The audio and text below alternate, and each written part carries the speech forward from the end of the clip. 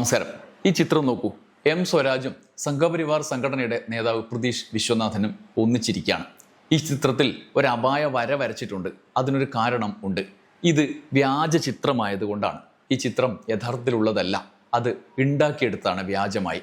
ഇനി അതില്ലാതെ, ഈ വരയില്ലാതെ ചിത്രം കാണിച്ച നിങ്ങളും ആ കെണിയിൽ കുരുങ്ങണ്ടെന്ന് വിചാരിച്ചിട്ടാണ് അപായ വര വരച്ചത്.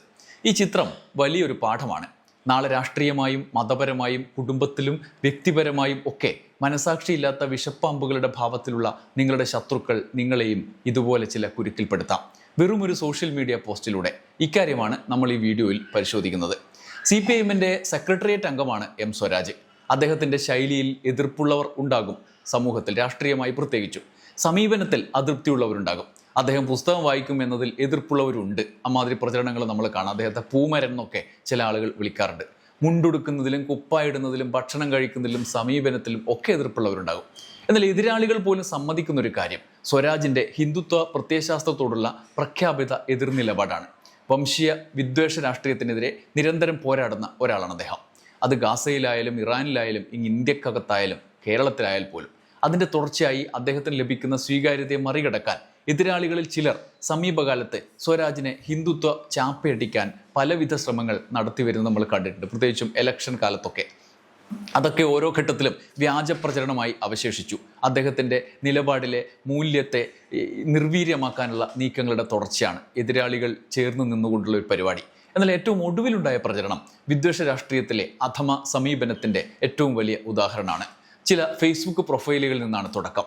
മുസ്ലിം ലീഗ് പത്രം ചന്ദ്രികയുടെ ബ്യൂറോ ചീഫ് എന്ന് അവകാശപ്പെടുന്ന ഷെരീഫ് സാഗർ, ഖാലിദ് മൂസ നദ്വി ചളിക്കൽ എന്നീ രണ്ട് വിദ്വേഷ പ്രചാരകരുടെ പ്രൊഫൈലിലൂടെ വിഷം വമിപ്പിക്കുന്ന ഒരു വ്യാജ ആശയം പ്രചരിപ്പിക്കപ്പെട്ടു. പിന്നീട് അത് വലിയ തോതിൽ സ്വരാജിൻ്റെ എതിരാളികൾ ഏറ്റെടുത്തു. അതിൽ ഭൂരിഭാഗവും ഇത് ശരിയായ ചിത്രമാണ് എന്ന് ധരിച്ചിട്ട് ഏറ്റെടുത്തവരാകും. പക്ഷേ അതൊരു വ്യാജ ചിത്രമായിരുന്നു. അതുകൊണ്ടാണ് ഞാൻ പറഞ്ഞത്, അതിൻ്റെ ഇരയായി പല രീതിയിൽ നമ്മളെ അവതരിപ്പിക്കാൻ പറ്റും. ഒന്ന്, നമ്മളത് അതിൽ കഥാപാത്രമാകാം. ഇനി അതല്ല, നമ്മുടെ എതിരാളിക്കെതിരായ പ്രചരണം നമ്മൾ നടത്തുന്നു എന്ന ഒരു ബോധത്തോടെ ചെയ്യുമ്പോൾ അത് യാഥാർത്ഥ്യമല്ലാത്തൊരു സാധനം പ്രചരിപ്പിക്കുന്നതിൽ ഞങ്ങൾ ആ മട്ടിലും ഇരയാക്കപ്പെടാം. സ്വരാജ് ഹിന്ദുത്വ തീവ്രവാദിയാണ് എന്നും പ്രതീഷ് വിശ്വനാഥ് എന്നയാളുമായി കൂടിക്കാഴ്ച നടത്തിയെന്നും സൗഹൃദ സന്ദർശനമാണ് എന്നും വ്യാജ ചിത്രം ഉണ്ടാക്കി പ്രചരിപ്പിച്ചു. പേപ്പട്ടിയുമായി സൗഹൃദം എന്ന തലക്കെട്ടോടെ ഖാലിദ് മൂസ എന്നയാൾ ചിത്രം പോസ്റ്റ് ചെയ്തു. അതിനൊപ്പം ചന്ദ്രികയുടെ ബ്യൂറോ ചീഫ് എന്ന് അവകാശപ്പെടുന്ന ഷെരീഫ് എന്നയാൾ ഫേസ്ബുക്കിൽ അതേ ചിത്രം പങ്കുവെച്ചുകൊണ്ട് വിഷവാചകങ്ങൾ എഴുതിവിട്ടു. അതിലെ ചില വരികൾ ഇങ്ങനെയാണ്, അത് ഞാൻ വായിക്കാം. ഇസ്തിരിയിട്ട കുപ്പായമിട്ട് ഭാഷയിൽ സാഹിത്യം കലർത്തി പുരോഗമന ഇടത് രാഷ്ട്രീയമെന്ന വ്യാജേന ഒരിറ്റുപോലും വർഗീയത പ്രകടമാക്കാതെ ഹിന്ദുത്വ യാഥാസ്ഥിതികത ഒന്നും സൂക്ഷിക്കാതെ എം സ്വരാജ് മുന്നിൽ നിൽക്കുമ്പോൾ ഉഗ്രവിഷമുള്ള ഒരു പാമ്പാണിത് എന്നുപോലും നമുക്ക് മനസ്സിലാവില്ല. ഈ കാപട്യത്തിലൂടെയാണ് ഹിന്ദുത്വ ഭീകരത നമ്മുടെ സമൂഹത്തിൽ വേരുകൾ ആഴ്ത്തുന്നത്. താനൊരു പാമ്പാണെന്ന് പോലും സ്വരാജിന് മറച്ചുവെക്കാൻ കഴിയുന്നു. വെള്ളാപ്പള്ളിയെ തള്ളിപ്പറയാതിരിക്കാത്തിടത്ത് മാത്രമാണ് സ്വരാജ് സത്യസന്ധത സൂക്ഷിച്ചത്. തന്നെ തോൽപ്പിച്ച വോട്ടർമാരെ താലിബാനികളാക്കി ചിത്രീകരിക്കാൻ മടിയില്ലാത്ത സ്വരാജ് ഒരു സംഘാവ് മാത്രമാണ്. ഈ വിഷപ്പാമ്പ് ഒരിക്കലും നമ്മളെ കീഴ്പ്പെടുത്താതിരിക്കട്ടെ എന്നാണ് ഷെരീഫ് എന്ന് പറയുന്നയാൾ എഴുതുന്നത്. ഷെരീഫിൻ്റെ ഉള്ളിലിരിപ്പ് ഏത് ഐഡൻറ്റിറ്റിയിലുള്ളതാണ് എന്ന് നമുക്ക് മനസ്സിലാക്കാൻ അദ്ദേഹം തന്നെ ഒരു വാചകം, ഒരു പദം അദ്ദേഹത്തിൻ്റെ പോസ്റ്റിൽ പ്രഖ്യാപിച്ചിട്ടുണ്ട്. അധമ വർഗീയ വിഷം തുപ്പുന്ന വാചകങ്ങൾ ഒളിപ്പിച്ച സംഘത്തിൻ്റെ മുന്നിൽ നിൽക്കുന്ന ഒരു പ്രതിനിധി. വിഷം തുപ്പിക്കൊണ്ട് അയാൾ അർമാദിക്കുകയാണ് ആ പോസ്റ്റിലൂടെ, വ്യാജ ചിത്രം വെച്ചുകൊണ്ട്. കേരള രാഷ്ട്രീയത്തിൽ ഹിന്ദുത്വ രാഷ്ട്രീയത്തിനെതിരെ നിരന്തരം ശബ്ദിക്കുന്ന എം സ്വരാജിനെ പോലൊരാളെ സംഖ്യയാക്കി എതിർ മതവിഭാഗത്തെ കൂത്തിയിളക്കി വിടാൻ വിഷം തുപ്പുന്ന പദാവലികൾ അടക്കി വെച്ചുകൊണ്ട് മാധ്യമപ്രവർത്തകൻ എന്ന് സ്വയം അവകാശപ്പെടുന്ന അയാളെപ്പോലുള്ളവർ കൂട്ടത്തോടെ ഇറങ്ങിത്തിരിച്ചു. ജമാഅത്തെ ഇസ്ലാമി അവരുടെ മാധ്യമ പത്രത്തിലൂടെയും മീഡിയ വണ്ണിലൂടെയും ചാനലിലൂടെയും ഒരുപാട് പേർക്ക് ഇത്തരം ചാപ്പ കുത്തി കൊടുത്തിട്ടുണ്ട്. അതിൽ സ്വരാജും ഇടക്ക് വന്നിട്ടുണ്ട്. ശശികലയും ശോഭാ സുരേന്ദ്രനും ഒക്കെ നിശ്ചയദാർഢ്യമുള്ള നിലപാടുകളുള്ള വ്യക്തിത്വങ്ങളാണ് എന്ന് പറയുന്ന പുരുഷ വനിതാ നേതാക്കൾക്ക് ആടയാഭരണങ്ങൾ അണിയിച്ചു കൊടുക്കുന്ന ജോലി ചെയ്തും സംഘപരിവാറിനെ എതിർക്കുന്നവരെ ചാപ്പകുത്തി കൊള്ളാത്തവരാക്കി മാറ്റിയും നടപ്പാക്കപ്പെടുന്ന പദ്ധതി നമ്മളിങ്ങനെ കണ്ടുകൊണ്ടിരിക്കുകയാണ്. അക്കൂട്ടത്തിലിരുന്നാണ് ഷെരീഫും ഖാലിദ് മൂസയും കൂട്ടരും ആ ചാപ്പ കുറെ കൂടി ആഞ്ഞു കുത്തുന്നത്. അതും വ്യാജ ചിത്രം മോർഫ് ചെയ്ത് വെച്ചുകൊണ്ട് നടത്തുന്നത്. അത്രമാത്രം കലിപ്പാണ് ഹിന്ദുത്വ തീവ്രവാദികൾ ദേശീയ തലത്തിൽ പയറ്റുന്ന അതേ തന്ത്രത്തിലൂടെ ഇവർ തിരിച്ചടിക്കുന്നത്. ഷെരീഫാദികളും പിന്തുടരുന്നു അതേ വഴി. വ്യാജ പ്രചരണവും വ്യാജ ചിത്രങ്ങളും ഒക്കെ ഉണ്ടാക്കി സമൂഹത്തിലെ മതജാതി സംഘങ്ങളെ ഇളക്കിവിടാനുള്ള വിഷം തുപ്പൽ. ഇത്തരക്കാർ ജോലി ചെയ്യുന്ന സ്ഥാപനങ്ങളിലെ സഹജീവികളുടെ അവസ്ഥ എന്തൊക്കെയായിരിക്കും? മിനിമം ചന്ദ്രികയിൽ വരുന്ന വാർത്തകൾ എന്തുമാത്രം വിഷമയമായിരിക്കണം? എന്തായാലും ചന്ദ്രികയിൽ അങ്ങനെയുള്ളതൊന്നും കാണാത്തത് കൊണ്ട് അതൊന്നും നടക്കാനില്ല എന്ന് നമുക്ക് മനസ്സിലാക്കാം. അതുകൊണ്ടായിരിക്കാം സ്വന്തം പ്രൊഫൈലിലൊക്കെ ഇമാതിരി വിഷം തുപ്പുന്നത്. എന്തായാലും ഷെറീഫിനെയും മൂസയെയും പോലുള്ള ഇത്തരക്കാരുടെ ഈ വിഷം തുപ്പലിന് ശേഷം സ്വയം കുടിച്ച് വയറ്റിളക്കം വന്ന് സമാധാനം തേടേണ്ടി വരും എന്ന് മാത്രമേ നമുക്ക് പറയാൻ കഴിയുള്ളൂ. മറ്റു വഴികളൊന്നും നിലവിൽ കേരള സാഹചര്യത്തിലില്ല.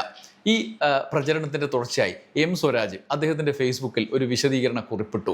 ഈ പ്രതികരണങ്ങളുടെ തുടർച്ചയായിട്ട് അദ്ദേഹം പറയുന്നു, വർഗീയതയ്ക്ക് ഒരേ മനസ്സ് പല വേഷം എന്ന്. വർഗീയത പല വേഷങ്ങളിൽ പ്രത്യക്ഷപ്പെടുമ്പോഴും ഒരേ രീതികൾ അവലംബിക്കുന്നത് പുതിയ കാര്യമല്ല. വ്യക്തിഹത്യയും നുണപ്രചരണവും അസഭ്യവർഷവും എല്ലാ വിഭാഗം വർഗീയവാദികളുടെയും ഇഷ്ടശൈലിയാണ്. കുറച്ചു നാളായി എന്നെ ഹിന്ദു വർഗീയവാദിയായി ചിത്രീകരിക്കാൻ ജമായത്ത് കേന്ദ്രങ്ങളും ലീഗിലെ ജമായത്ത് വിഭാഗവും ഓവർ ടൈം ജോലി ചെയ്തുകൊണ്ടിരിക്കുകയാണ്. അതിനു മുമ്പ് എന്നെ മുസ്ലിം വർഗീയവാദികളുടെ ആളായി ചിത്രീകരിച്ച് വ്യക്തിഹത്യ നടത്തിയത് സംഘപരിവാരമായിരുന്നു.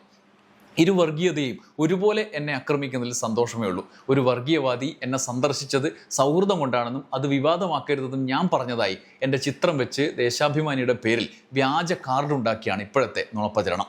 വെള്ളം ചേർക്കാത്ത ഇത്തരം കള്ളങ്ങളാണ് വർഗീയവാദികളുടെ ആയുധം. ആയിരക്കണക്കിന് വ്യാജ അക്കൗണ്ടുകൾ വഴി മാത്രമല്ല, ലീഗിലെ ജമായത്ത് വിഭാഗത്തിലെ പലരും സ്വന്തം ഫേസ്ബുക്ക് അക്കൗണ്ട് വഴിയും ഈ നുണ പ്രചരിപ്പിക്കുന്നുണ്ട്. ഇക്കൂട്ടത്തിൽ പഞ്ചായത്ത് മെമ്പറും മീഡിയ വൺ അക്കാദമിയിൽ നിന്നുള്ള ആളെന്ന് പ്രൊഫൈലിൽ വെളിപ്പെടുത്തിയ ആളും വെൽഫെയർ പാർട്ടി വക്താവിനെ പോലെ നവമാധ്യമങ്ങളിൽ ഇടപെടുന്ന ആളുകളും എല്ലാം ഉണ്ട്. കോൺഗ്രസിലെ ഒരു വിഭാഗവും നുണപ്രചരണത്തിൽ മുന്നിലുണ്ട്. ചുരുക്കി പറഞ്ഞാൽ സംഘപരിവാരത്തിൻ്റെ വ്യാജപ്രചരണവും വ്യക്തിഹത്യാ ശൈലിയും ലീഗിലെ ജമായത്ത് വിഭാഗവും വള്ളിപ്പുള്ളി തെറ്റാതെ പിന്തുടരുമെന്ന് സാരം. ദേശാഭിമാനിയുടെ പേരിൽ നിരവധി വ്യാജ കാർഡുകൾ നിർമ്മിച്ച് പ്രചരിപ്പിക്കുന്നത് ഇക്കൂട്ടർ പതിവാക്കിയിരിക്കുകയാണ്. ഇത്തരം വ്യാജ പ്രചരണങ്ങൾക്കെതിരെ നിയമ നടപടി സ്വീകരിക്കുമെന്നാണ് എം സ്വരാജ് പറയുന്നത്. കുറച്ചു നാളായി ജമാഅത്തെ ഇസ്ലാമിയുമായി ബന്ധപ്പെട്ട കേന്ദ്രങ്ങൾ എന്നെ ഒരു ഹിന്ദു വർഗീയവാദിയാക്കാനുള്ള കൊണ്ടുപിടിച്ച ശ്രമം നടത്തിക്കൊണ്ടിരിക്കുകയാണ്. മുൻപ് RSS ഇതുപോലെ മുസ്ലിം വർഗീയതയുടെ ആളാണ് ഞാൻ എന്ന നിലയിൽ ഒരു പ്രചരണം നടത്തിയിരുന്നു. ഇരു വർഗീയവാദികളും ഒരേപോലെയാണ് ആക്രമിച്ചുകൊണ്ടിരിക്കുന്നത്. ഇപ്പോൾ നിങ്ങൾ ഈ പറഞ്ഞ കാര്യം അത്തരത്തിലുള്ള പ്രചരണങ്ങളുടെ ഒരു തുടർച്ചയാണ്. സത്യത്തിൽ ഈ പ്രചരിക്കുന്നത് ഒരു ഇരട്ടക്കള്ളമാണ്. അതായത് നടക്കാത്ത ഒരു കൂടിക്കാഴ്ച. എന്നെ അയാൾ സന്ദർശിച്ചിട്ടില്ലെന്ന് മാത്രമല്ല, ഞാൻ ജീവിതത്തിൽ ഇന്നുവരെ കണ്ടിട്ടില്ലാത്ത ഒരാൾ, എനിക്ക് പരിചയം പോലും ഇല്ലാത്ത ഒരാൾ, അങ്ങനെ ഒരാളെ എനിക്ക് പരിചയം പോലും ഇല്ല, ഇന്നുവരെ കണ്ടിട്ടില്ല. അപ്പൊ അങ്ങനെ ഒരാൾ എന്നെ സന്ദർശിച്ചു എന്നൊരു കളവ് ആദ്യം പ്രചരിപ്പിക്കുക. അതിനുശേഷം ആ സന്ദർശനം, നടക്കാത്ത സന്ദർശനം, ഒരു സൗഹൃദ സന്ദർശനമായിരുന്നു എന്ന് ഞാൻ പറഞ്ഞതായി രണ്ടാമത്തെ കളവ് പ്രചരിപ്പിക്കുക. ഇത് രണ്ടും കൂടി ചേർന്നിട്ടാണ് ഇരട്ടക്കള്ളമാണ്. സാധാരണ വർഗീയവാദികൾ കള്ളമാണ് പറയുന്നതെങ്കിൽ ജമാഅത്തെ ഇസ്ലാമിയും മുസ്ലിം ലീഗിലെ ജമാഅത്ത് വിഭാഗവും ഇരട്ടക്കള്ളമാണ് പറഞ്ഞുകൊണ്ടിരിക്കുന്നത്. ആ ഇരട്ടക്കള്ളത്തെ ദേശാഭിമാനിയുടെ പേരിൽ ഒരു വ്യാജ കാർഡിലാക്കുക. അപ്പൊ മൂന്നാമത്തെ കള്ളമായി. അപ്പോൾ ഒന്നാമതും രണ്ടാമതും മൂന്നാമതും കള്ളം മാത്രമായ ഒരു കാര്യമാണ് അത് പ്രചരിപ്പിക്കുകയാണ്. നമ്മൾ ഇവിടെ വായിച്ച ആളുകളുടെ പ്രൊഫൈലുകളിലും അവരുടെ പ്രവർത്തന മേഖലകളിലുമൊക്കെ ഈ കണക്ഷൻ കൃത്യമായി വരുന്നുണ്ട്. അത് ഹിന്ദുത്വ കേന്ദ്രങ്ങൾ, ജമായത്ത്, ലീഗ്, രാഷ്ട്രീയ സഖ്യം, ഈ തെരഞ്ഞെടുപ്പിലെ അത് കൃത്യമായിട്ട് വരുന്നുണ്ട്. എല്ലാം കൂടി ചേർന്നുകൊണ്ടുള്ള ഒരു അവിയൽ വിഷക്കൂട്ടങ്ങളാണ് ഇവർ എന്ന് വ്യക്തമാക്കുന്നതാണ് ഇവരുടെ പ്രതികരണങ്ങൾ. ഇനി ഇതിനെ ചില മാധ്യമങ്ങൾ എങ്ങനെയാണ് അവരുടെ ആവശ്യത്തിന്, അവരുടെ കാഴ്ചപ്പാടിന് ഉപയോഗിക്കുന്നത്, അവരെ സഹായിക്കുന്നത് എന്ന് നമുക്ക് നോക്കാം. സോഷ്യൽ മീഡിയയിൽ എം സ്വരാജും പ്രതീഷ് വിശ്വനാഥനും ചർച്ച നടത്തിയെന്ന വ്യാജ ചിത്രം വെച്ച് പ്രചരണം കാര്യമായി നടന്നു കഴിഞ്ഞപ്പോഴാണ് സ്വരാജ് അതിനെ നിഷേധിച്ച് രംഗത്ത് വന്നത്. കേസ് കൊടുക്കും, നിയമ നടപടി സ്വീകരിക്കുമെന്ന് പറഞ്ഞ് രംഗത്ത് വന്നത്. അപ്പോൾ ആ നിഷേധക്കുറിപ്പിൻ്റെ വാർത്ത ഏഷ്യാനെറ്റ് കൊടുത്തത് നോക്കൂ. ഒരു വർഗീയവാദി എന്നെ സന്ദർശിച്ചത് സൗഹൃദം കൊണ്ടാണ് എന്നും അത് വിവാദമാക്കരുത് എന്നും കുത്തു വിട്ടിട്ട് ഫേസ്ബുക്കിൽ അവർ അത് പോസ്റ്റ് ചെയ്യാണ്. ഇത്ര മാത്രമേ ഫേസ്ബുക്കിൽ കാണുള്ളൂ. അതായത് ഇങ്ങനെയൊക്കെ ഉണ്ടായിട്ടുണ്ടോ എന്ന് സംശയിക്കാനാണ്. ബാക്കി വായിക്കണമെങ്കിൽ ലിങ്കിൽ ക്ലിക്ക് ചെയ്ത് അകത്തേക്ക് പോകണം. അപ്പോൾ അതിനൊക്കെ ആര് തയ്യാറാകും ഈ കാലത്ത്? ഏഷ്യാനെറ്റിൻ്റെ ആ ഫേസ്ബുക്കിൽ അത്രയും വായിച്ച മനുഷ്യർ അതിനകത്തേക്ക് കയറാതെ, ലിങ്കിൽ കയറാതെ വായിച്ച് പിന്മടങ്ങിയ മനുഷ്യരും തെറ്റിദ്ധരിച്ചിരിക്കണം സൗഹൃദം കൊണ്ട് അയാൾ സന്ദർശിച്ചതാണ് എന്ന്. അങ്ങനെ ഏഷ്യാനെറ്റ് പോലുള്ള ചില മാധ്യമങ്ങളും ഇത്തരം പ്രചരണങ്ങളുടെ ഭാഗമാകുന്നു എന്ന് തിരിച്ചറിഞ്ഞില്ലെങ്കിൽ ഇനിയെങ്കിലും തിരിച്ചറിയണം. ഇത്തരം വാർത്തകളുടെ പ്രൊജക്ഷനിൽ അല്ലെങ്കിൽ ലേ ഔട്ടിലെങ്കിലും മിനിമം അത് ഫേസ്ബുക്കിൽ പോസ്റ്റ് ചെയ്യുമ്പോഴെങ്കിലും അത് ഇങ്ങനെ സംഭവിക്കുന്നുണ്ട് എന്ന് മനസ്സിലാക്കണം. പിന്നെ അത് ആസൂത്രിതമായിട്ട് അവരെ കൂടെ നിന്ന് ചെയ്യുന്നതാണെങ്കിൽ പിന്നെ നമുക്ക് പറയാനും ഇല്ല. വ്യാജ പ്രചരണക്കാർക്ക് ഗുണം ലഭിക്കും വിധത്തിലാണെങ്കിൽ. അതുകൊണ്ട് ഇതിലെ കളികൾ ഇങ്ങനെ പല മട്ടിലാണ് നമ്മുടെ മുമ്പിൽ അവതരിക്കുക. എന്തായാലും ഖാലിദ് മൂസ തൽക്കാലം മാപ്പ് പറഞ്ഞ് തടി കഴിച്ചിലാക്കിയിട്ടുണ്ട്.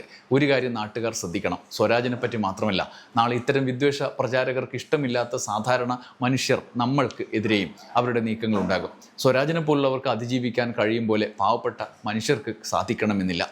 അതുകൊണ്ട് വിഷപ്പാമ്പുകളുടെ കാലമാണ് നാട്ടിൽ. അതിനെ നേരിടാനുള്ള അതേ ജാഗ്രതയോടെ ഇമാതിരി ഷെറീഫ് മൂസമാരെയും നേരിടണം. സൂക്ഷിച്ചാൽ ദുഃഖിക്കണ്ട. നന്ദി, നമസ്കാരം.